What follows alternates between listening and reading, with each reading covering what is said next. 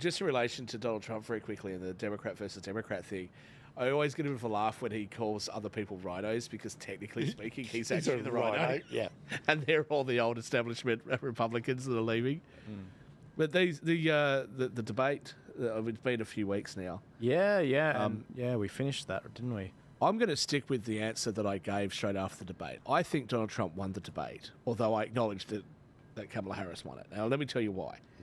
I think she performed pretty well, right?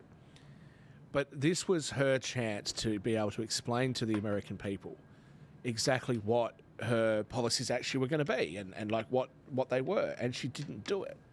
Oh, no, they are. She did. Trump bad. Yeah, exactly. That's it. But her answers, and then since then, she's given a couple of interviews and she's done the same sort of thing. So, okay, what's your plan for bringing down inflation? Well, I come from a middle-class family, so? Right? I did too. So, like, you know, it's this sort of thing that she's not answering. Now, personally, I don't think that's going to be persuasive enough. I don't think that people who are sitting at home are going to go, wow, yes, I'm definitely going to take Tuesday off work and go down and vote. I can't see that happening. So I'm going to renew what I said before. I think that he wins all the swing states, and I reckon he's going to flip Virginia. I've got no evidence to back that up, right? Yeah. But I think he's going to flip Virginia and New Hampshire. Now, Mark Robinson, my friends in North Carolina, tell me that Mark Robinson, God bless his heart, has royally screwed up over there, and the Republicans are in for an absolute smackdown at the governor's race. I'm not even 100% sure about that, to be honest with you. I think that Mark Robinson might just be able to pull something out of his, pull something out there. But a lot of people are suggesting that North Carolina flips to the Democrats. That costs them the election, but I don't think so because I think that Donald Trump still has the numbers in Pennsylvania, in Wisconsin, Michigan. I think he's got the numbers in Georgia. It's definitely got the numbers in Nevada. I think Arizona comes back to him. And you know what would be very, very interesting? This is where I said to you, can he get New York? I don't think so. Not really. Right. But it's a good strategy because he's out there, you know, doing all these campaign events. And New York is the sort of the media hub of the United States. Is actually New York and not California. The thing about New York is that its media bleeds into the states that are right next to it. And so that's a really great, you know, bang for your buck. I'll tell you this, that if Kamala Harris wins New York, well, if he flips New York, everything's over, right? Then he'll actually flip a whole heap of other states. But if she wins by less than, let's say, 7 points, then that would indicate right then and there that he's won the election. Yeah. Because then I think I'd be a lot more confident about Virginia. I'd even say if she wins it by 5 points or less in New York, New Jersey will probably flip. Can I just explain to the less political diehards out there, the reason why you're using New York is it's on the east. It's the first where the polling closes, along with, you know, a number of other states like Florida who are very efficient with their counting. So if it starts coming in for the eastern states, you can project, you know, okay, well, you know, so if Trump flips it, then it's like, oh my God, well, what else has he flipped? He's probably flipped others. It actually does. Sorry. So it does affect. So if he does very well in New York, New Jersey, you know, some of those sort of heavy Democrat states, what happens in places like New Mexico, Colorado, Arizona, the Republicans go, oh, fuck, you know, we've got a chance, we're going to make sure that we do our part. So it can help. California, I think we're going to see some interesting stuff in California. What you've got to remember is in New York and California, a lot of Democrats have moved, right? And they've moved to Texas, they've moved to Florida, they've moved to New Mexico. But some of the Republicans, the diehard Republicans who are lower down in the socio-economic area, haven't moved. So the ratios, and this is more for House seats than it is, and other bills than it is for the overall state. The overall state, put it this way, if California ever become Republican again, you know, I'll dance naked in Georgia. I told you when we first met that I predict that California would go would flip red within 20 to 30 years. And that was 15 years ago. Oh, yeah. So I've got 15 years left. But not at this election. It won't at this election. Not this election, probably not. But you know what? But Oregon might. It's very, very unlikely. But I'll tell you this, if he does win New York by some miracle, if he won New York, well, then I'd actually be prepared to say, look, you know, Oregon, yeah, that could be in play. Yeah, and that's because it will buoy the Republican voters and the independent undecideds to go, you know what, let's jump on the bandwagon. Also, California has just had the biggest, from memory, if again somebody will fact check me, I'm sure, it's just had the biggest increase in Republican. Yes, it has. Right? It has. Yeah. Now, I saw a video recently of Donald Trump going through New York. This is before he had the second assassination attempt, so before he had a full presidential detail. And there were people lined up on the street. Well, the Democrats can't even shoot him. No, they can't shoot anything. Well, they can't shoot anything. But people were lined up on both sides. Now, you've been to New York. I've been. New Yorkers don't stop for anything. No. So for that many New Yorkers, I just feel like they could. And this was actually New York City too. It wasn't out in like Long Island. No. So I could the trials see have New helped York him in New York. Yeah. The trials have helped him in New York because a lot of New Yorkers, especially middle-class businessmen, are going, fuck, if they can get Donald, they can get me. But that's the thing, right? So they've got he's got like middle management and senior management, entrepreneurs that are worried. He's also managed to increase his vote, especially amongst black men. And this is great because after 2020 we had BLM, defund the police, Now all of a sudden you got him saying, he hasn't quite said this, they should play it up more. Yes, I want there to be criminal justice reform because, like, I can see how it can be abused. And we need to fund the police, but we also need to make sure that we reform the system. Yeah. Now what he's got blacks in America, they're like, actually, that could be our guy. So he's got black. He's increasing with every major group. He's increasing with Hispanics. He's increasing with everything. He got the Muslim guy from Minnesota, I believe. Yeah. Michigan or Minnesota? Minnesota, I think. One of those two. I can't remember. Who's thrown their support? Probably Michigan. Michigan. Might be Michigan. Yeah. Because that's where mostly the Middle East and... Yep. Yeah. Okay. So he's got them. Plus he's got Jewish support. Who does Kamala Harris have exactly on her side? I think that these polls are all just full of crap. And again, I said this before in 2020, and I was abysmally wrong. I don't think it's out of this world for him to win the popular vote. I really think don't. So. This is my take is 2020. The Democrats with the billionaire money ran such a great mail-in ballot campaign that is where they got the numbers. Like their ground game in 2020 for mail-in ballots basically blew everyone away because no one realised what they were doing, right? This time around they realise, but if there's really shit weather in the northeast, right, New York, New Hampshire, all up through there, mail-in ballots could come back into play again. Well, the Republicans have run a strategy there, and you've actually seen that Trump has had an increase in the amount of people registering for mail-ins, and the Democrats have had a decrease, and especially in Pennsylvania. Exactly. It's like a 400,000 person decrease. Yeah. That election was won with 150,000 votes or something, right? 80,000. Sorry, about 80,000. Yep. And that is going to be the big change. So I still think that Trump won the general election in 2020, but he lost the mail-in ballot election, right? This time I think it's going to be a lot closer, and it's going to come down who has the better ground game. Kamala Harris, from what I understand, doesn't have a good ground game because even her own party are still pissed off that they didn't get the vote for her. There is a lot of people that won't vote for her because she was installed. Yeah. Where Donald Trump has gone through the process 3 times now. That's right. Right? So the Republicans are 100%. Like the first time they weren't 100% behind him. The second time they were 90% behind him. This time they're 145% behind him. You've got people that are becoming more and more anti-establishment as time goes on. Yeah. And you've got a man who, they've trawled through the laws that they've got. And you know what? The United States, you were talking about this before, the United States has got so many laws, rules and regulations on the books that the federal government can't even tell you how many laws they've got. They've lost count. Wow. But ignorance is not a defence. So you're supposed to know it, but they don't. Yeah. Ridiculous. That's astonishing. So people are going to look at this and go, look, you've hammered him through this New York trial. You've hammered him through like the E. Jean Carroll or whatever. According to him, he'd never even met her before. Right? How are you supposed to prove that you didn't meet someone 30 years ago? I don't know. right? The Stormy Daniels thing.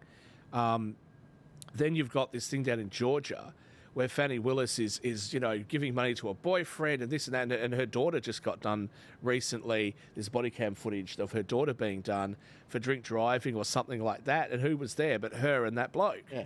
Oh, it was just it's ridiculous. So I think people are going to look at that and just go, look, enough's enough. And then you try to assassinate him twice.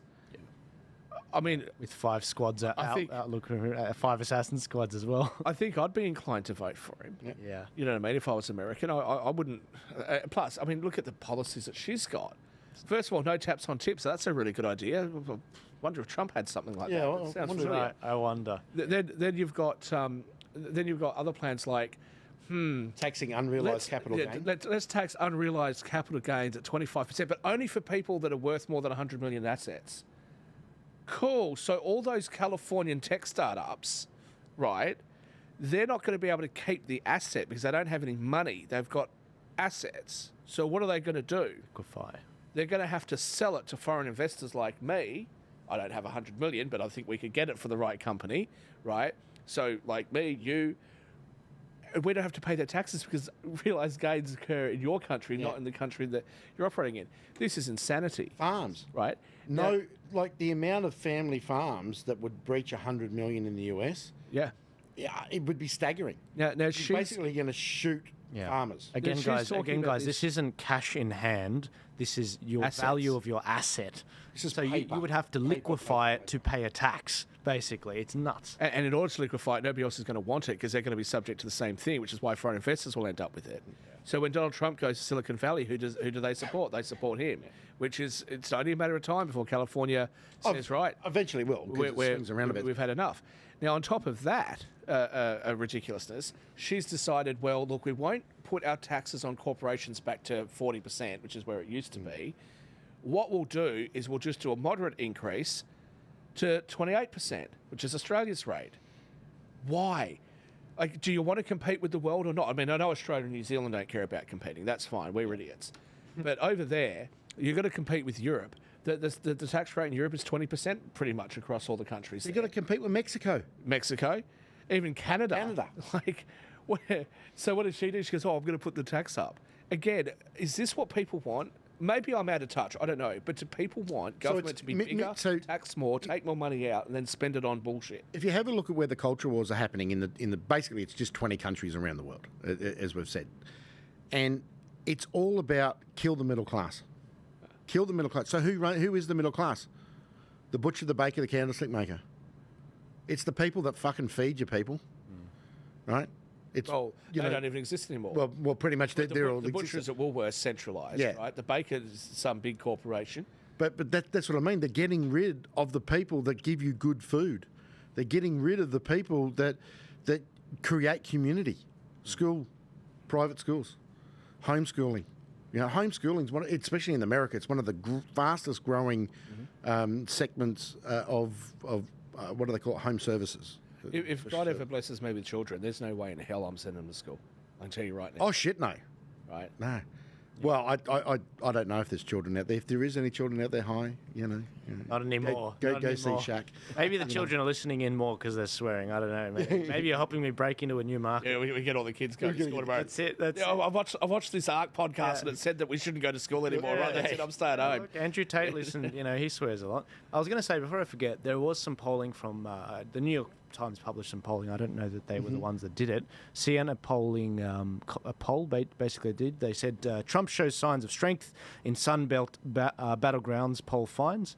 And this is for Arizona, Georgia, and North Carolina. So Trump leading Harris by 5 points in Arizona. That's one of the swing states in the last election, guys. Georgia as well, 45 to 49. Trump's ahead by 4 points. North Carolina, Trump's ahead by 2 points on 49 to Kamala Harris's 47.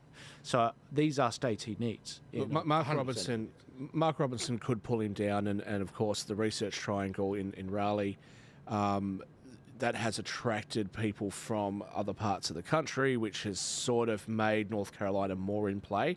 I still think he'll prevail there, though. especially when you look at the other counties. I will say that there is more, just to give people more context, it's not just one poll, because we should always take polls with a grain of salt. You should always watch the trend, not the poll. I mean, they've got some polling average to compare that with. So Trump up 5 in Arizona, he's up 4 in Georgia, and up 3 in North Carolina. The polling average, though, is Trump +2 in Arizona, Trump +2 in. So it's a little bit higher in this particular one I've mentioned than the other ones. He's even in. So it's off by 2 to 3 points from the polling average. Now, with the averages, there are some outliers sometimes, but here's the thing. If the averages show Kamala Harris up by 2 points, which I think is where she is nationally, sort of like a 2 or 3 point lead, that's a loss with the electoral college system. Yeah. That's a loss. And again, Right. if you start to see New York come back into the single digits, which I'm pretty confident it will. I'm very, very confident New York will be in a single digit lead for her. That is going to ultimately mean, if I'm correct about that, that's ultimately going to mean that the rest of the places are going to go to the right of New York. Yeah. And that really is problematic. You're pretty confident that this New York... Look, he's from New York. I don't think that he's as disliked as what people say. And you got to remember, you go back and watch him on The View. You go back and watch, Whoopi Goldberg and what's the name that's always unhappy that wet herself, whatever she said when he got Joy jailed. Behar. Joy Behar. Oh, Joy. Right. Joy Behar. When he was on The View, they were like, and he was saying the same stuff. He was criticising government the same way as he has been since he was 30. And they disagreed with him. And he said, look, to Whoopi Goldberg and Joy, he said, look, I love you guys, but... And you know what? They came back and they said, we love you too.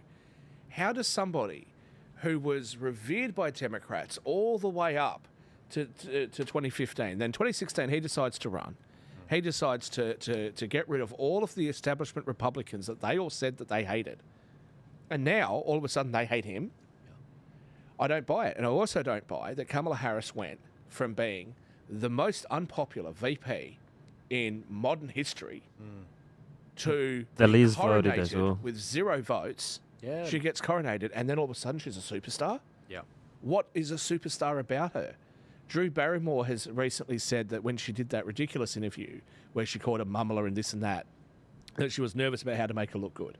The Oprah interview, the Dana Bash interview with CNN, the way the debate was conducted with ABC plus her interview. Do people love her all of a sudden? I'm just not buying it. No. Yeah. No. Exactly. Well, and the other thing is the Democrats have now become the party of war. They've become the party of big government. They've become the party of divisiveness. They've become everything that they used to say the Republicans were. Yeah. Big pharma, big tech, big everything is now the Democrats, right? Yeah. There is a lot of people in the Democrats that go, that's not us.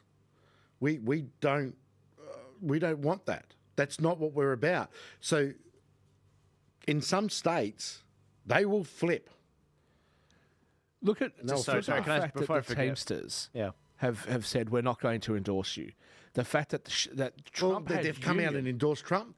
yeah, but the Teamsters The didn't. Teamsters is, yeah. Well, they have now, have they? I'm nearly sure they did. No, they didn't endorse her, but they couldn't endorse him either because for him to get the endorsement, he had to have universal support. For her to have it, it just needed to be a majority, unless things had changed this weekend. But There was something there, at there the was Teamsters thing. there was another union that supported him. Yeah. So he's got unions. He's got so many things on his side. I do feel very, very confident, and especially now that there is troops being redeployed into the Middle East, I think that this is going to be a landslide. Well, not just the Middle East. There's troops now being deployed into Ukraine. Yeah, well, U.S. exactly. troops now Yeah. on training missions or whatever. it is. British as well. I mean, British. I was going to say regarding the party of war, a lot of the Republican rhinos, they've gone there. A lot of the never Trumpers. Never Trump. She was proud to declare. I don't know. We were confused Cheney. a couple of weeks ago that Dick Cheney, Mitt Romney, 200 rhino Republicans have endorsed Kamala, and it's like they're not Republicans. They're not. Well, Liz Cheney. Look at Liz Cheney. Why is she still in the party? Don't get me started about this. There's Well, one they- well, union Arizona's that endorsed Kamala. Which one was that? Which one? IRS. yeah, of that's course. right. He's absolutely correct. The IRS Agents Union have endorsed Kamala Harris. Now, Because they're getting more money. Yeah, plus they're going to have more agents. That's right, they're getting guns. This has got to be like any person who. If I heard the ATO was endorsing a candidate, I don't care if it's even my candidate. I'd start voting for somebody else. You pick it up and say, Right. "Disendorse me." Yeah. Please disendorse me. Yeah. You're not helping. Oh, that's hilarious. Just, I honestly, I don't. I've spent so much time in the United States. I've been to 26 of their states. I shouldn't say I spent so much time. I've spent enough time there, though. I've been to 26 of the states. I've got family there. I've got friends there across the country. And I'm not hearing it. I'm not hearing the sort of support other than like a few people. Most of them are saying, and one of the really great things about the debate with Biden was that a lot of the Trump supporters or friends of mine said, hey, finally now we can actually have a reasonable conversation about Biden-Trump. Right? Where before they'd be shut down. You've even got celebrities now coming out in support of him. And who does she have? Taylor Swift comes out and gives that endorsement to her, right? And then they do a poll, and now Taylor Swift's numbers, she's less popular than Donald Trump is. Well, her fan base turned on her. Exactly. She lost a few. I was surprised she lost a couple big sponsors 'Cause because it doesn't normally happen that way. Normally, it's the cancel culture's on the right. I don't know. She'll sign some ones up straight away. I don't know why she did it. Yeah, why would you take a big political position and you're singing to your customer base is a bunch of bloody 12-year-olds, which means that it's the parents. Look, when she was here in Sydney, and a friend of mine asked me for tickets, right? So I got the tickets. They were front row tickets. $6,000 we paid for those tickets. Okay, I don't think most people can afford those sorts of tickets. No. Those people that can, they probably don't want to pay a whole shitload of taxes and vote for Democrats. So the next time the kids ask, hey, can we go to a Taylor Swift concert? No. Were those tickets next to Albo? Or something like that. I didn't go. My friend wanted it. He paid for it, but I was the one that organised the tickets. But $6,000, like Ridiculous amount of money. It's nuts. Yeah. And you know what's nuts? Those and this is what I can't remember who. I think was it Tulsi Gabbard? No, it wasn't Tulsi Gabbard. It was that blonde woman used to work at Fox. She was the moderator in 2016. Megyn Kelly. Megyn Kelly. Yeah. She was on stage with Tucker Carlson recently. Yeah. And she said, what did she say? So she said that the most offensive thing about that was that Taylor Swift's reason for endorsing Kamala Harris was the LGBTQ community, right?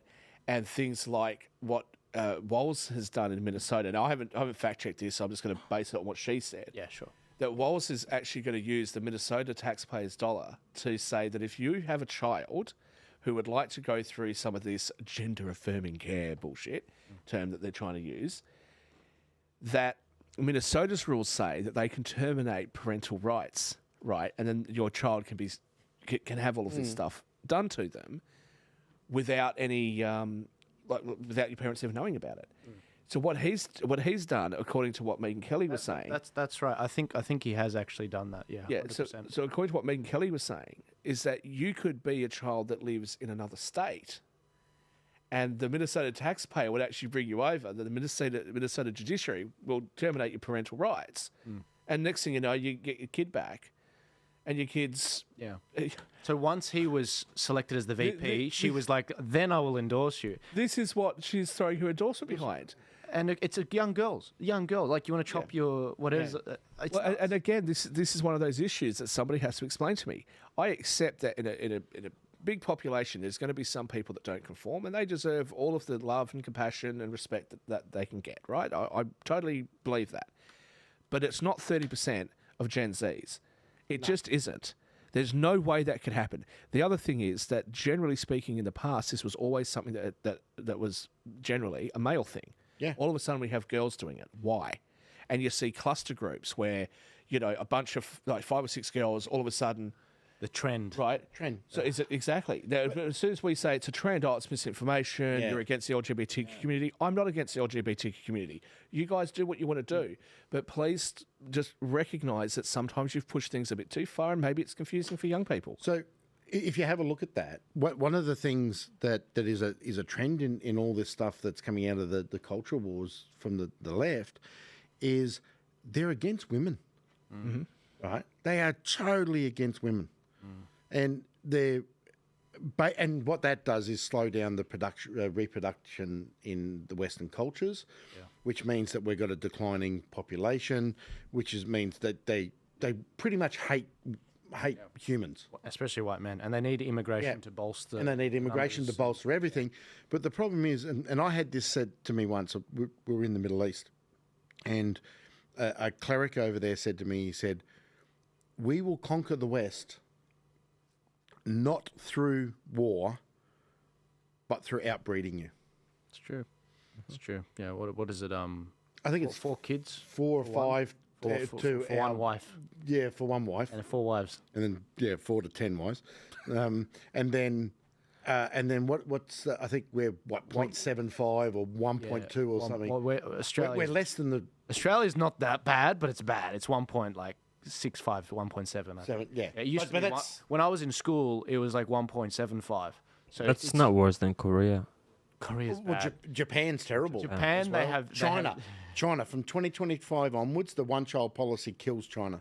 Yeah, Right, it kills their population. Japan's Well, and also funny. it meant that you had a very male. Male, you got a lopsided. Yeah. Japan's funny because I think they have visas. They have visas for impregnating.